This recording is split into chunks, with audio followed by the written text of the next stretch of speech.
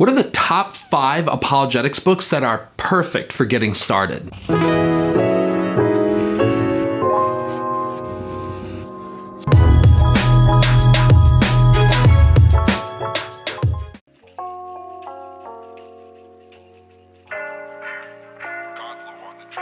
For this list, we're going to talk about books that are easily accessible but still yield high returns on investment. Besides readability, other qualifications we'll consider would be the length of each book, as well as the level of complexity in the presentation of the concepts in each book. Basically, we're looking for books that are easy to read and easy to understand, especially for those who are unfamiliar with philosophy or apologetics. Before diving into our list, there are a few honorable mentions that deserve to be talked about but didn't quite make the list. Number 8, God's Crime Scene by J. Warner Wallace. Cold case homicide detective and popular national speaker J. Warner Wallace really has a way with evidence and investigation. As a former atheist turned Christian, Wallace has written a series of books that chronicle his findings in the world of apologetics. The second of his 2 most popular books, God's Crime Scene, offers 8 pieces of evidence that support the existence of God. Wallace is a skilled speaker, and his talent for communication shows in his writing. He's also a skilled artist and has hand-drawn dozens of helpful illustrations throughout the book that help break up the layout and add an extra flair to the book. If you're a fan of the detective genre or CSI themes, this book is perfect for you. Number 7, Making Sense of God by Timothy Keller. Newsweek called him a C.S. Lewis for the 21st century. Famously known as the urban pioneer pastor, New York Times bestseller Timothy Keller seems to write a new book about every 5 minutes, and all of them are fantastic. Keller's pastoral heart is evident in every argument presented, as he often sympathizes with those who disagree with him. Making Sense of God is rich in philosophy, but it is also deeply practical. Instead of shouting from the finish line, Keller comes alongside his readers and doesn't shame them for their doubts. His compassion for others is infectious and reminds us that apologetics must be done with gentleness and respect. Number 6, Why Does God Allow Evil by Clay Jones. While this book has an easy level of readability, it is by no means an easy book to read. What I mean by that is the contents of this book, particularly the chapter on genocide, will turn your stomach and unsettle your nerves. All of this is necessary though, for Jones's argument is a response to the problem of evil and suffering. While most books on this topic often provide a defense, Jones takes a more ambitious approach in offering a theodicy. A defense is simply a refutation of the problem of evil, while a theodicy is an entire framework or theory that attempts to give an account for why evil exists. The potency and personality throughout are off the charts. If you're looking for an introduction to the most ubiquitous problem in the philosophy of religion, there may be no better than Why Does God Allow Evil? That's it for our honorable mentions. These next 5 were really hard to rank because each of them is invaluable. And while so many great books have been written on apologetics, any of these 5 are going to be the perfect place to start. Number 5, I Don't Have Enough Faith to Be an Atheist by Norman Geisler and Frank Turek. Let's get something out of the way right now.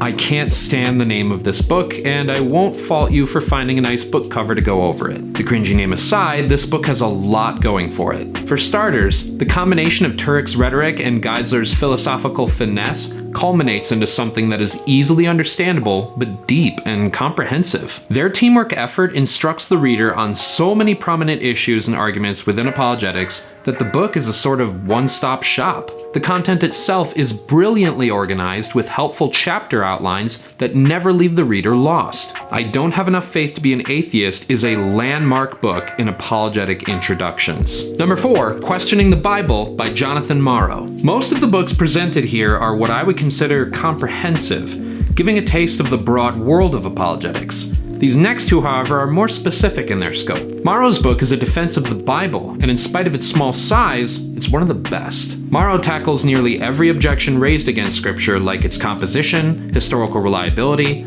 authorship, transmission, contradictions, and interpretation, as well as moral issues like genocide, sexism, and homophobia. Morrow shows, very convincingly, that the Bible is not anti-intellectual, corrupted, or immoral, but in fact, reliable and authoritative. Number 3, How Reason Can Lead to God by Joshua Rasmussen. When this book came out, it was the talk of the town in the apologetics community. Rasmussen is one of the world's leading philosophers in the areas of contingency and necessity. His work, alongside with Alexander Pruss and his contribution to the Plantinga Project, are a testament to his understanding of some of the most complex issues in philosophy. While much of his work is largely inaccessible to general audiences, How Reason Can Lead to God is a dazzling little book that summarizes an argument for God based on contingency in a remarkably simple and straightforward way. All of the complex philosophical jargon and modal logic of the contingency argument have been stripped away in favor of something no less meaningful,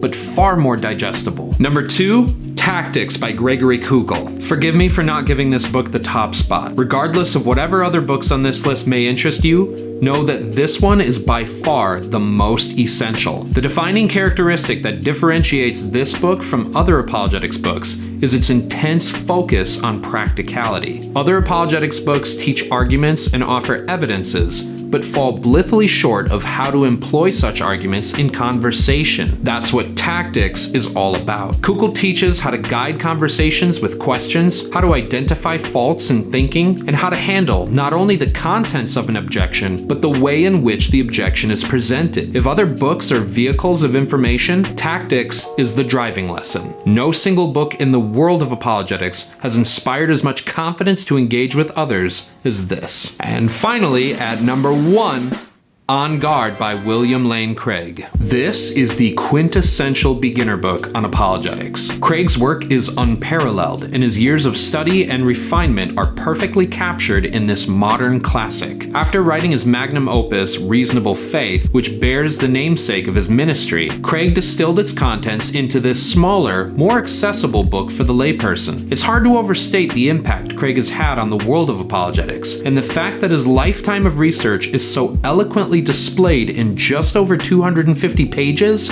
is an absolute gift. Helpful illustrations, argument maps, and side notes abound in a perfect representation of the classical approach. For the beginner in apologetics, I can assure you there is no better book. And that wraps up our list. Are you just starting out yourself? What books interested you the most? Have you already read any of them? Are there any books that weren't on this list that you thought should have been mentioned? Please let me know in the comments below. If you'd like to read any of the books presented here, I'll leave links in the description to each of them. If you found any value in this video, would you please consider hitting the like button and subscribing for more apologetics content? And if you'd like to support this ministry financially, please visit the Standardized Apologetics Patreon page. I'd like to take a moment to give a shout out to these Patreon supporters that help make videos like this possible. I can't thank you enough for your support and encouragement.